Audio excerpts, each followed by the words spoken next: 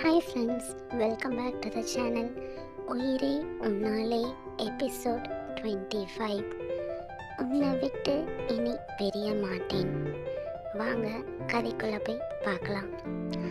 Last எபிசோடில் கீர்த்தி and கார்த்திகோடைய அந்த அழகிய தருணத்திற்கு அப்புறம் அடுத்த நாள், அன்றைய நாள் முழுவதும் இருவரும் மனம் திறந்த மகிழ்ச்சியுடன் நேரத்தை செலவிட்டிருந்தனர்.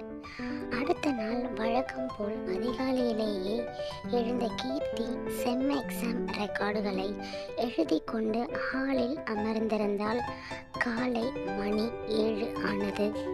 பின் குளித்துவிட்டு தயாராக வெளியே வந்தான் கார்த்திக். இன்னும் புத்தகத்திலேயே மூழ்கி எழுதி கொண்டிருந்தாள் கீர்த்தி. அதையும் பார்த்தான். பின் கீர்த்தி அவள் தலையை மட்டும் கார்த்திகை உயர்த்தி பார்த்தாள். இன்னும் ரெடி ஆகலையா? இன்னைக்கு மார்னிங் ஒரு முக்கியமான மீட்டிங் இருக்குடி, இதோ கிளம்பிட்டேங்க என்று பதறியபடி வேகமாக எழுந்து அவள் ஓடினாள் காலேஜிற்கு கிளம்புவதற்காக. கார்த்திகிற்கு ஆல்ரெடி லேட் ஆகி கொண்டிருக்கிறது. அவள் அவசரமாக உள்ளே செல்ல, பிரேக்ஃபாஸ்ட் என்ன என்று மீண்டும் அவளை நிறுத்தி கேட்டான் கார்த்திக். கீர்த்தி சற்று தயக்கத்துடன், இன்னும் கிச்சனுக்கே போலங்க, ரெக்கார்ட் ஒர்க் தான் பண்ணிக்கிட்டு இருந்தேன் என்றாள். கடிகாரத்தை பார்த்த கார்த்திக் சற்று முகம் சொலித்தான். டைம் ஆயிடுச்சு, இப்போ நீ குளிச்சு சமைச்சு முடிச்சு நான் உன்னை ட்ராப் பண்ணிட்டு ஆஃபீஸ்க்கு போகிறதுக்கே நேரம் ஆகிடும் என்றான். அவன் சொன்னது கோபமாக இல்லை என்றாலும் வேலை டென்ஷனில் இருந்த குரல் கீர்த்தியின் மனதை சற்று காயப்படுத்தியது. அவள் அமைதியாக நின்றாள். அவள் முகம் வாடி போனதை பார்த்தவன் உடனே, சரி நீ போய் ரெடியாகு, நான் ஃபுட் ஆர்டர் பண்ணுறேன் என்று அவளை குளிக்க அனுப்பினான். மீண்டும் கார்த்திக் அமர்ந்து அவங்க இருவருக்கும் தேவையான ஃபுட்டை ஆர்டர் செய்தான். பின் கீர்த்தியும் எதுவும் பேசாமல் சென்று தயாராகி வந்தாள். அதற்குள் உணவும் வந்துவிட்டது. கார்த்திக் ஏற்கனவே அவனுடைய உணவை சாப்பிட்டுவிட்டு லேப்டாப்பில் ஏதோ முக்கியமான ஃபைல்களை பார்த்து கொண்டிருந்தான். கீர்த்தி அமைதியாக சாப்பிட்டு முடித்து கல்லூரிக்கு தயாரானாள்.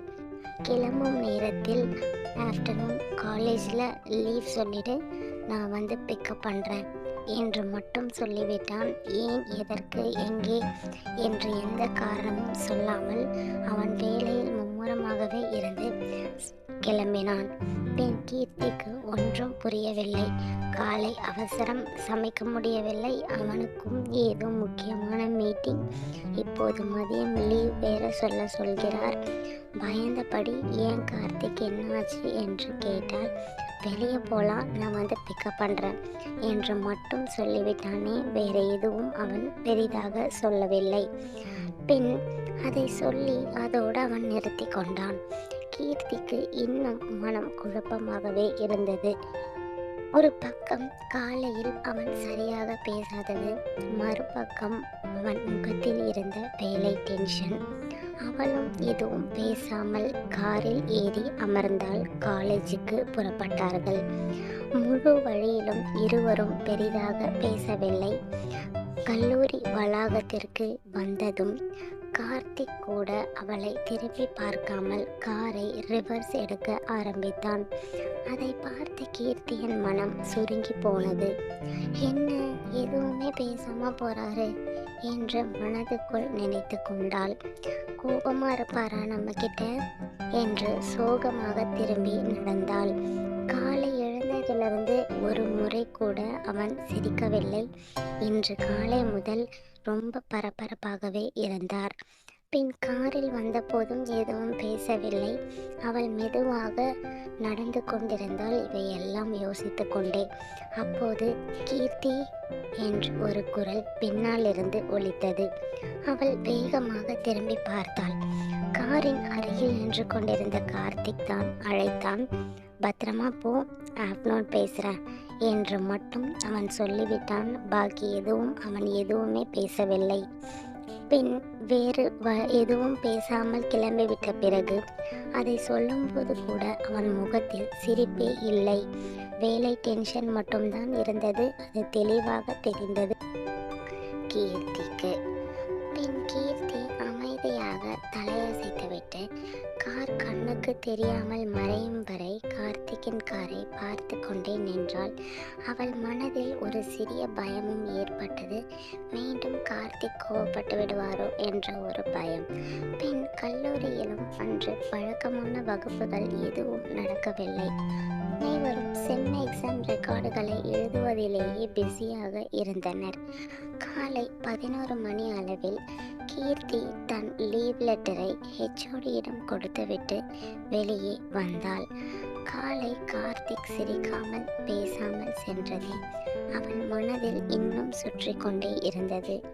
அவர் ஏன் இவ்வளவு டென்ஷனாக கிளம்பினார்? நான் வேற குக் பண்ணலை. அவருக்கு லாஸ்ட் மினிட்ல எல்லா டென்ஷனும் நானும் கொடுத்துட்டேன்.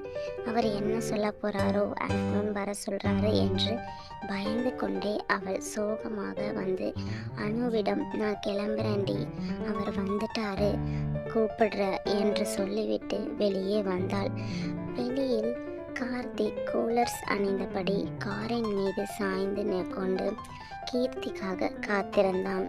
அவனை பார்த்ததும் கீர்த்தி எதுவும் பேசவில்லை. அவள் மனதில் ஏதோ ஒரு பயம் இருக்க போய் அவள் அப்படி சென்றாள்.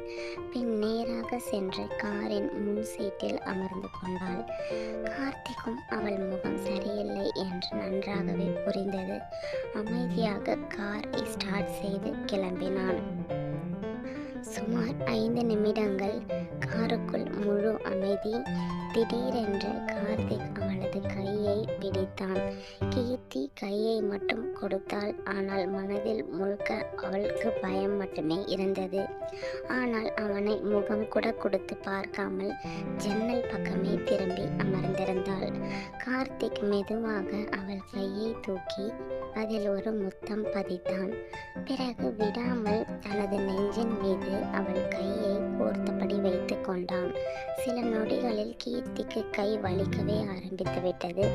பின் அவள் மெதுவாக திரும்பி அவனை பார்த்து அப்போதுதான் அவன் பார்த்தான். கார்த்திக் இன்னும் எதுவும் பேசாமல் அமைதியாக தான் காரை ஓட்டி கொண்டிருந்தான். வீட்டிற்கு அருகில் வந்ததும் அவன் கையை மெதுவாக விட்டான். பார்க்கிங்கில் காரை நிறுத்திவிட்டு இருவரும் லிஃப்டில் ஏறி வீட்டிற்குள் வந்தார்கள். வீட்டுக்குள் வந்த கீர்த்தி கதவை திறந்து உள்ளே சென்றாள். கார்த்திக் பின்னாலேயே வந்து கதவை பூட்டிவிட்டு அவள் மணிக்கட்டை பிடித்தான். கீர்த்தி இன்னும் அவன் முகத்தை பார்க்காமலே தான் நின்றாள். அப்போது மிகவும் மென்மையான மற்றும் சோகமான குரலில் கீர்த்தி என்று அழைத்தான் கார்த்திக். அந்த ஒரு அழைப்பே போதும். அடுத்த நொடியே கீர்த்தி வேகமாக ஓடி வந்து அவனை இறுக்கமாக கட்டிப்பிடித்து கொண்டாள். காலையில் வேலை டென்ஷனில் அவளிடம் சரியாக பேசாமல் சென்றது. அதையெல்லாம் நினைத்து கார்த்திக்கே மனசு கனத்துதான் போனது. அவளையும் இன்னும் இறுக்கமாக அணைத்து கொண்டான். இருவரின் அந்த நிமிடம் அவர்களுக்கு ரொம்ப மனம் நிறைவாக இருந்தது. பின் கார்த்திக் பொறுமையாக அம்மு என்று அவன் அழைத்தான். கீர்த்தி அதற்கு எதுவும் பேசவில்லை. தலையை மட்டும் ஆட்டினாள். உன் கூட வெளியே போகணும் தான் நான் வந்துட்டேன்டி என்றான். கீர்த்தி மெதுவாக அவன் முகத்தை பார்த்தாள். என் மேல கோபமா என்று கேட்டான். அதற்கு கார்த்திக் ஆமா ரொம்ப கோபம் என்று குறும்பாக உதட்டை சுளித்தபடி அவன் சொன்னான். கார்த்திக் சிரித்தபடி அப்போ என் கோபத்தை நீ குறை என்றான். கீர்த்தி புரியாமல் பார்த்தாள். குறைப்பியா என்று அவன் புருவத்தை உயர்த்தி கேட்டான். கீர்த்தி மெதுவாக அவன் அருகில் வந்து அவன் கன்னத்தில் ஒரு முத்தம் பதித்துவிட்டு அவன் நெஞ்சில் சாய்ந்து கொண்டாள். கார்த்திக் அவளை அப்படியே தூக்கி கொண்டு வந்து சோஃபாவில் அமர வைத்தான். அமர வைத்துவிட்டு அவளிடம் அவன் பேசுவதற்காக வந்தான். பின் அன்னைக்கு பெங்களூர்ல உன் கூட ஒழுங்கா இருக்க முடியலல்ல, அதான் இன்னைக்கு வெளியே போலான்னு பிளான் பண்ணேன் என்றான். அதுவரை அவன் கழுத்தை கட்டி கொண்டிருந்த கீர்த்தி, அப்படியா, எங்க போறோம் என்று ஆர்வமாக கேட்டாள். பின் கார்த்திக், மூவி புக் பண்ணியிருக்கேன், அப்புறம் நைட் டின்னர் போயிட்டு வீட்டுக்கு வரலாம்னு நினச்சேன் என்றான். இவையெல்லாம் கீர்த்தி கேட்டவுடன் அவளுக்கு மிகவும் ஆனந்தமாக இருந்தது. கார்த்திக்குடன் வெளியே செல்ல போகிறோம் என்று. பின் கீர்த்தி சந்தோஷமாக சிரித்துவிட்டு, சரி, நான் போய் ட்ரெஸ் மாற்றிட்டு வரேன் என்று சொன்னாள் கார்த்திக்கிடம். போ என்றான். சிறிது நேரத்தில் கீர்த்தி ஒரு அழகான குர்த்தியும் ஜீன்ஸும் அணிந்து வெளியே வந்தாள். நீளமான கூந்தலை பின்னி இருந்தாள். அவளை பார்த்த கார்த்திக், கீர்த்தி, இங்க வா என்றான். அவளும் ஏதோ யோசித்தபடி அவன் அருகில் வந்து நின்றாள். பின் கார்த்திக், இது என்னடி ட்ரெஸ்ஸு, எனக்கு பிடிக்கல என்றான். ஏன் கார்த்திக் என்றபடி கேட்டாள் கீர்த்தி. நெக் கொஞ்சம் லோவாக இருக்கு, இது வேண்டாம் என்றான். கீர்த்தி சிரித்து கொண்டே மீண்டும் உள்ளே சென்று வேறு ஒரு ட்ரெஸ்ஸை மாற்றிக்கொண்டு வந்தாள். அந்த ட்ரெஸ்ஸில் அவள் இன்னும் அழகாக இருந்தாள். அவள் பார்ப்பதற்கே அப்படி ஒரு லட்சணமாக இருந்தாள். அவளை பார்த்த கார்த்திக் சூப்பர் என்று புன்னகைத்தான். பிறகு அவனும் சென்று ட்ரெஸ் சேஞ்ச் செய்து வந்தான். வந்தவுடன் கீர்த்தி அவன் கையை பிடித்து கொண்டு போலாமா என்றபடி கேட்டாள். கார்த்திக் அவள் கையை இன்னும் இறுக்கமாக பிடித்து கொண்டு போலாம் என்றான். அன்றைய மதியம் முழுவதும் அவர்களுக்கு அப்படி ஒரு அன்பான நாளாக இருந்தது. பின் மூவி, அதன் பிறகு நைட் டின்னர் என்று இருவரும் மனம் நிறைந்த மகிழ்ச்சியுடன் நேரத்தை கழித்தனர். இரவு 8 மணி அளவில் கீர்த்தியும் கார்த்திக்கும் மீண்டும் தங்களுக்கான அந்த அழகான உலகத்திற்கு திரும்பினர். அதில் அவர்கள் அப்படியே பேசிக்கொண்டு அன்ற நாளையும் கழித்துவிட்டு உறங்கினர். பின் அன்று இரவு கீர்த்தி நீண்ட நேரமாக அறைக்கு வராததை கவனித்த கார்த்திக் அவளை தேடி வெளியே வந்தான். ஹாலில் அமர்ந்த மீண்டும் ரெக்கார்ட் வேலையை செய்து கொண்டிருந்தாள் கீர்த்தி. பின் கார்த்திக், என்னடி இன்னும் என்ன பண்ற என்று கேட்டான். ரெக்கார்ட் ஒர்க் இருக்கு, ஏதோ முடிக்க போற என்றாள் கீர்த்தி. சரி வா, ரூமுக்கு போலாம் என்றான் கார்த்திக். பின் அவ, இன்னும் கொஞ்சம் இருக்கு கார்த்திக் ஒர்க் என்று சொன்னாள். பின் கொஞ்ச நேரம் இருங்க, நான் முடிச்சிட்டு வரேன் சரியா என்றாள். கார்த்திக் மெதுவாக அவள் அருகில் வந்து நின்றான். பின் சீக்கிரமாமோ என்று மென்மையாக சொல்லிவிட்டு சென்றான். கீர்த்தியும் மட்டும் சொல்லி முணுமுணுத்துவிட்டு மீண்டும் ரெக்கார்டு வேலையில் மூழ்கினாள். என்னதான் கார்த்திக் காலையில் அவ்வளவு கோபமாக அவளை நடத்தினாலும் அவன் அதற்கு பிறகு அவளை அப்படி ஒரு அன்பாக தான் பார்த்து கொண்டான்.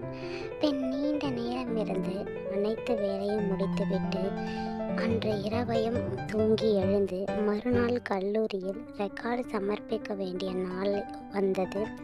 அதற்கு பிறகு செமஸ்டர் தேர்வுக்கான ஸ்டடி லீவ் தொடங்கவிருந்ததால் கீர்த்தி அன்று அதிகாலையிலேயே எழுந்து இரவு முழுவதும் எழுதி முடித்த குறிப்புகளை ஒரு முறை சரிபார்த்துவிட்டு கல்லூரிக்கும் கிளம்பினாள்.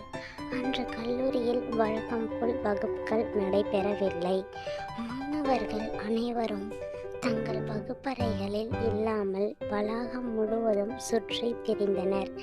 யாரோ ரெக்கார்டுக்கு கையெழுத்து வாங்கி கொண்டிருந்தனர், யாரோ நோட்ஸ் தயார் செய்து கொண்டிருந்தனர், சில பேர் செமஸ்டர் பற்றி பேசிக் கொண்டிருந்தனர்.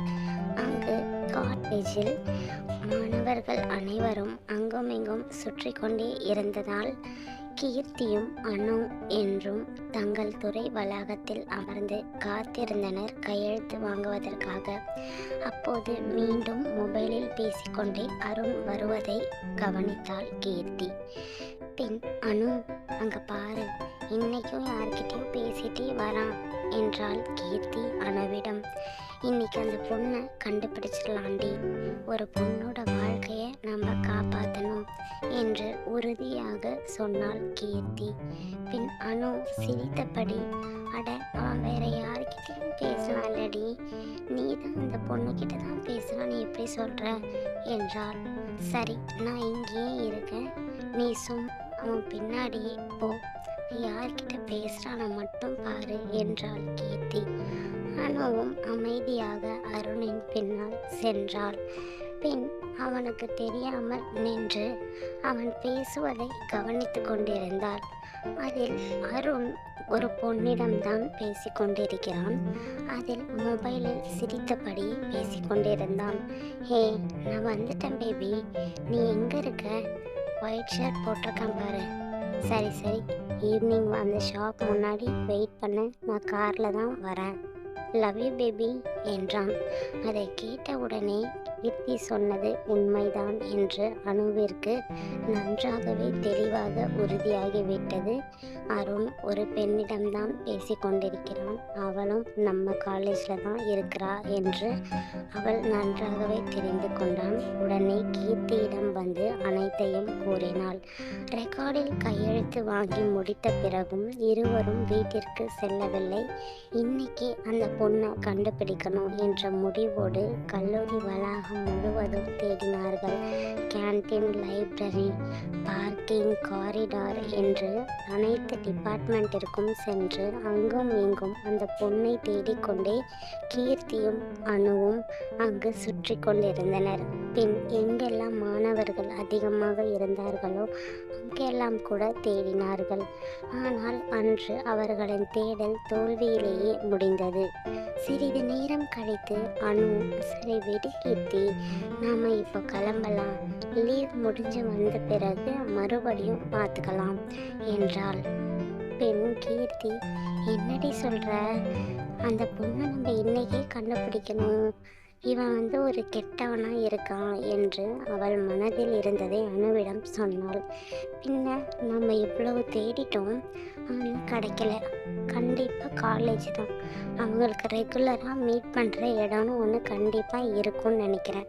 அதனால் லீவ் முடிஞ்சு வந்ததும் கண்டிப்பாக நம்மக்கிட்ட மாட்டுவாங்க என்றாள் அனு. கீர்த்தியும் சிறிது யோசித்தாள். சரி, நீ சொல்கிறதும் சரிதான் என்றாள். நீ எதையும் யோசிக்காம ஸ்டடி லீவுக்கு போ, நல்லா படி, நானும் என் ஸ்டடி லீவில் நல்லா படிச்சுட்டு வரேன் என்றாள் அனு. வந்ததுக்கப்புறம் இவங்க யார், அந்த பொண்ணு யார் நம்ம கண்டுபிடிச்சிக்கலாம் என்றாள். பின் ஓகேடி, அப்போ நம்ம கிளம்பலாம் என்றாள் கீர்த்தி. இருவரும் கல்லூரியை விட்டு வெளியேறி செமஸ்டர் ஸ்டடி லீவ் விடுமுறைக்காக தங்கள் வீடுகளுக்கு புறப்பட்டனர். அடுத்த நாள் முதல் செமஸ்டர் ஸ்டடி லீவ் ஆரம்பமானது. கீர்த்தி காலை முதலே புத்தகங்களை எடுத்துக்கொண்டு ஹாலில் அமர்ந்து படித்து கொண்டிருந்தாள். கார்த்திக் வழக்கம் போல லேப்டாப்புடன் வேலை பார்த்து கொண்டிருந்தான். அவ்வப்போது தலையை உயர்த்தி கீர்த்தியை பார்ப்பான். கீர்த்தி முழு கவனம் படிப்பிலேயே இருந்தது. கீர்த்தி மெதுவாக கார்த்திக் என்று அழைத்தாள். சொல்லுடி என்றான் கார்த்திக். எனக்கு 15 days செம் ஸ்டடி லீவ் என்றாள். அப்படியா, 15 days? நான் ஒரு 3 இல்லை 4 நாட்கள் தான் லீவ் கொடுப்பாங்கன்னு நினச்சேன் என்றான் கார்த்திக் ஆச்சரியமாக. பின் இல்லை 15 days இருக்கு என்றாள் கீர்த்தி. சரி, 15 days என்ன பண்ணுவா அப்பா என்று குறும்பாக கேட்டான். கீர்த்தி சாதாரணமாக, படிக்கணும், அதுக்கு தானே லீவ் என்றாள். கார்த்திக் சிரித்தபடி, படிக்கதான், ஆனால் 15 days முழுக்க படிக்கணுமா என்று வார்த்தையை இழுத்து கேட்டான். ஆமாம், பின்ன என்ன பண்ணணுங்க என்று அவனை பார்த்தபடி கேட்டாள் கீர்த்தி. அடுத்த நொடியே கார்த்திக் தன் மடியில் இருந்த லேப்டாப்பை கீழே வைத்துவிட்டு எழுந்து வந்து கீர்த்தியின் அருகில் அமர்ந்து கொண்டான். பெண் மெதுவாக அவள் தோள் மீது கையை போட்டவன் அவளை இன்னும் கொஞ்சம் தன் அருகே இழுத்து கொண்டான். நம்ம எங்கேயாச்சும் போகலாமா என்று கேட்டான் கார்த்திக் கீர்த்தியிடம். அதை கேட்டதும் கீர்த்தியின் முகமெல்லாம் வெட்கத்தில் சிவந்துதான் போனது. அவள் மெதுவாக கார்த்திகை நிமிர்ந்து பார்த்தாள். போலாமா எங்கேயாச்சும் என்று மீண்டும் கேட்டான். சில நொடிகள் அமைதியாகவே இருந்தாள் கீர்த்தி, கார்த்திக்கிடம் என்ன சொல்வதென்று தெரியாமல். பிறகு அவன் கண்களை பார்த்தபடியே, இப்போ உங்க கூட தனியா வந்தா எனக்கு உங்க கூட மட்டும்தான் இருக்கணும்னு தோணிட்டே இருக்கும் கார்த்திக் என்றால். ஸ்டடீஸ்ல ஃபோக்கஸே வராது. இப்பவே எப்பவும் உங்களையே தான் நான் நினச்சிக்கிட்டு இருக்கேன். காலேஜில் கூட நிறைய நோட்ஸ் நான் எடுக்க மிஸ் பண்ணிட்டேன். அப்புறம் லைப்ரரி போய் தான் நிறைய நோட்ஸை கலெக்ட் பண்ணிக்கிட்டேன் இந்த செம் எக்ஸாமுக்கு ப்ரிப்பேர் பண்ணுறதுக்காக என்று அவளுடைய தக்க பதிலை அவள் மெதுவாக எடுத்து கூறினாள். அதை கேட்டதும் கார்த்திக்கின் முகம் மாறியது. நான் உன்னை டிஸ்டர்ப் பண்ணுறேனா என்று கீர்த்தியிடம் அவன் மிகவும் கவலையுடன் கேட்டான். கீர்த்தி உடனே இல்லை இல்லைங்க என்று அவன் கையை பிடித்து தன் 2 கைகளுக்குள்ளும் வைத்து கொண்டாள். எனக்கு நீங்கள் இப்போ இருக்கிற மாதிரியே இருந்தா என்கிட்ட இருந்தால் மட்டும் போதும் என்றாள். கார்த்திக் சிரித்தபடி, அதை ஃபோக்கஸ் பண்ண முடியலன்னு சொல்றியேடி என்றான். கீர்த்தி மெதுவாக தலையசைத்தாள். அது இந்த செம் எக்ஸாம் அப்போ மட்டும்தான் கார்த்திக். நான் சீக்கிரம் காலேஜ் முடிக்கணும், எனக்கு முழுசாக உங்ககிட்ட நான் வரணும் என்றாள். அவளது குரலில் இருந்த அந்த ஏக்கமும் காதலும் கார்த்திக்கின் மனதை வருடியது. கீர்த்தி தொடர்ந்தாள். இனிமே என்னால் இப்படி விலகி இருக்கவே முடியாது கார்த்திக் உங்ககிட்ட. இன்னும் ஒரு 6 மந்த் ஆல்மோஸ்ட் காலேஜ் எனக்கு முடிஞ்சிடும். எனக்கு நீங்கள், உங்களுக்கு நான், நம்மளோட இந்த உலகத்தில் நாம் இன்னும் நெருக்கமாக வாழணும் என்று மனதில் இருந்ததை அப்படியே வெளிப்படையாக சொல்லிவிட்டாள் கார்த்திக்கிடம். கார்த்திக் அவளையே சில நொடிகள் அமைதியாக பார்த்து கொண்டிருந்தான். அவள் இவ்வளவு பொறுமையாகவும் முதிர்ச்சியாகவும் பேசுவாள் என்று அவன் நினைக்கவே இல்லை. மெதுவாக அவள் நெற்றியில் அவன் இதழை பதித்தான். அவள் பேசிய அந்த ஒரு வார்த்தையும் அவனுக்கு மிகவும் அழகாக தோன்றியது. பின் அவள் கையை எடுத்து தன் நெஞ்சு மீது வைத்து கொண்டான். நீ நினைச்ச மாதிரி தான் நம்ம வாழ்வோம் கீர்த்தி என்றான் உறுதியாக. ஆனால் இந்த 15 டேஸில் நாம் எங்கேயாச்சும் போகிறோம். அப்பார்ட்மெண்ட்டில் உன்னை தனியாக விட்டுட்டு டெய்லியும் நான் ஆஃபீஸ் போக மாட்டேன், உன்னை உங்கள் வீட்டுக்கும் அனுப்ப மாட்டேன் என்று புன்னகையுடன் வெளிப்படையாக சொன்னான். அதை கேட்டு கீர்த்தி சிரித்தே விட்டாள். பின் சரி என்று சொல்லிக்கொண்டே அவன் கழுத்தில் கைகளை கோர்த்து அவன் நெஞ்சில் சாய்ந்து கொண்டாள். கார்த்திக் அவளை இன்னும் இறுக்கமாக தன்னோடு அணைத்து கொண்டான். அந்த ஒரு அணைப்பில் வார்த்தைகளால் சொல்ல முடியாத காதலும் புரிதலும் உரிமையும் இருவரின் இதயங்களிலும் நிரம்பி வழிந்தது. அப்படி சில நிமிடங்கள் ஒருவரின் அருகாமையை ஒருவர் உணர்ந்தபடி அவர்கள் அவ்வளவு நெருக்கமாக இருந்தார்கள். பின் அந்த மாலை நேரத்தை காதலோடும் புரிதலோடும் மனநிறைவோடும் அழகாக கழித்தனர். கீர்த்தியின் மன ஆசையை கார்த்திக் நிறைவேற்றுவானா? இந்த 15 நாட்கள் அவர்களின் காதல் இன்னும் எந்த உயரத்தை எட்டப் போகிறது என்று அடுத்த அத்தியாயத்தில் பார்ப்போம். தொடரும். உங்களுக்கு இந்த எபிசோட் எப்படி இருந்துச்சு ஃப்ரெண்ட்ஸ்? உங்கள் கருத்துக்களை எனக்கு கமெண்டில் பதிவு பண்ணுங்கள். அடுத்து என்ன நடக்கும்னு நினைக்கிறீங்க? உங்கள் ஐடியாஸ் அண்ட் உங்கள் கெஸ்ஸையும் எனக்கு சொல்லுங்கள். இந்த ஸ்டோரி பிடிச்சிருந்தால் லைக் பண்ணுங்கள், என் சேனலை சப்ஸ்கிரைப் செஞ்சு சப்போர்ட் பண்ணுங்கள். உங்கள் ஆதரவே இந்த கதையை இன்னும் அழகாக கொண்டுட்டு போகும். தேங்க்ஸ் ஃபார் வாட்சிங் அண்ட் பாய்.